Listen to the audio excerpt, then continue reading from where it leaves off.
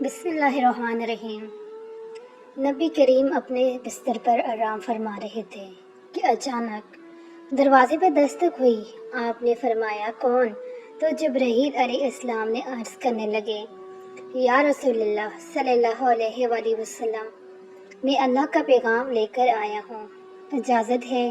تو نبی کریم صلی اللہ علیہ وآلہ وسلم نے فرمایا کہ جبرائیل اندر داخل ہو جاؤ۔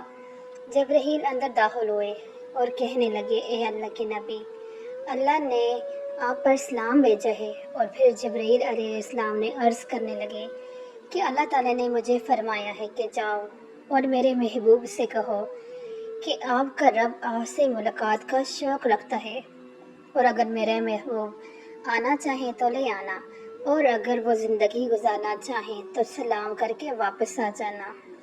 یا رسول اللہ صلی اللہ علیہ وآلہ وسلم، اگر اجازت ہو تو اسرائیل علیہ السلام باہر دروازے پہ کھڑا ہے۔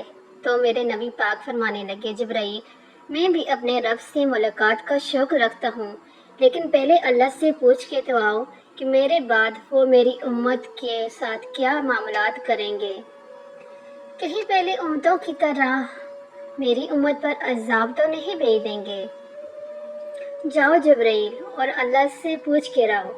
جبرائیل علیہ السلام گئے، پھر واپس آئے اور کہنے لگے اے اللہ کے محبوب، آپ کا رب فرماتا ہے کہ ہم آپ کی امت پر قیامت تک کوئی عذاب نازل نہیں کریں گے جیسے پہلے امتوں پر نازل کیا تھا، اور اگر کوئی آپ کا امتی مرنے سے 1 سال پہلے توبہ کر لے تو میں اس کو بخش دوں گا۔ نبی کریم صلی اللہ علیہ وآلہ وسلم یہ سن کر پریشان ہو گئے اور کہنے لگے 1 سال تو بہت زیادہ ہے، اس کے درمیان تو میرا امتی پھر کوئی گناہ کر لے گا۔ تو اللہ تعالیٰ نے ارشاد فرمایا اے محبوب، آپ پریشان نہ ہوں، اگر آپ کا امتی موت سے قبل 1 مہینہ توبہ کر لے گا تو میں اسے بخش دوں گا۔ نبی پاک فرمانے لگے اگر میرا امتی نے 1 مہینے میں پھر کوئی گناہ کر لیا تو کیا اسے عذاب دیا جائے گا؟ اللہ تعالیٰ فرمانے لگے اے محبوب، اگر آپ کا امتی صبح توبہ کرے اور شام کو فوت ہو جائے تو پھر بھی ہم اسے بخش دیں گے۔ سبحان اللہ، سبحان اللہ۔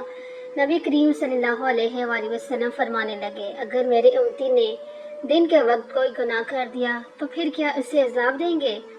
تو اللہ تعالیٰ فرمانے لگے اے میرے محبوب، ہم بھی آپ کی امت سے بہت محبت کرتے ہیں، ہم آپ کے امتی کو اتنی مہلت دیتے ہیں کہ اگر آپ کا کوئی امتی موت سے 1 لمحہ پہلے توبہ کر لے تو ہم اس کے تمام گناہوں کو بخش دیں گے۔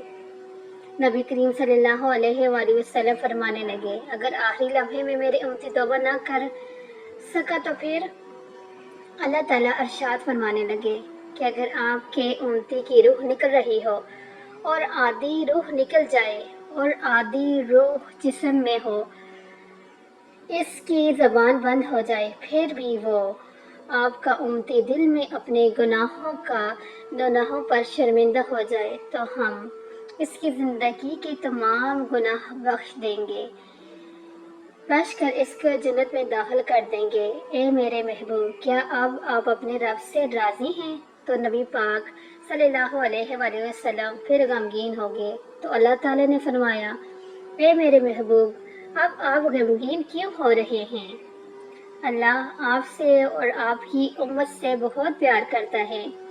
میرے نبی پاک فرمانے لگے اے اللہ، جو کوئی میرا امتی آخری وقت میں بھی اپنے گناہوں پر شرمندہ بھی نہ ہوا تو کیا آپ اس کے ساتھ کیا معاملہ ہوگا؟ تو اللہ تعالیٰ نے ارشاد فرمایا اے میرے محبوب، آپ کے جس امتی کو شرمندگی بھی نہ ہو تو قیامت کے دن آپ اس کی شفاعت کر دینا اور میں اس کو بخش دوں گا۔ پھر نبی کریم صلی اللہ علیہ وآلہ وسلم نے جبرائیل علیہ السلام کو فرمایا کہ عزرائیل علیہ السلام کو اندر لے آؤ۔ پھر عزرائیل علیہ السلام آئے اور اللہ کے حکم سے آپ کی روح کو قبض کیا۔ جب روح کو قبض کر رہے تھے تو آپ کی زبان مبارک پر یہ کلمات جاری تھے اے اللہ، میری امت کو بخش دے۔ یہ واقعی واقعہ لکھتے ہوئے میری آنکھوں سے آنسو آ گئے، یقیناً آپ کی بھی آنکھوں سے بھی غمگین ہوئی ہوں گی۔ خدادار نبی پاک صلی اللہ علیہ وآلہ وسلم کے بارے میں اپنی عقائد سچا رکھیں تاکہ آپ بھی ان کی شفاعت کے حقدار بن جائیں۔ ہم روزانہ کتنے پوسٹ شیئر کرتے ہیں، کیوں نہ آج اس پوسٹ کو آگے شیئر کریں، ثواب کی نیت سے آگے شیئر کیا جائے۔ ایک بار درود شریف پڑھ لے۔ جزاک اللہ خیر، دعاؤں میں یاد رکھنا اور اللہ کا شکر ادا کریں کہ ہم اتنے پیارے نبی کی امتی ہیں اور اپنی زندگی کو اسلام کے طریقے پر چلائیں جس طرح سے ہمارے نبی کا اور ہمارے اللہ کا حکم ہے۔ ایک دن ہم سب نے مرنا ہے اور اس اندھیری قبر میں جانا ہے، اس کے لیے تیاری کریں۔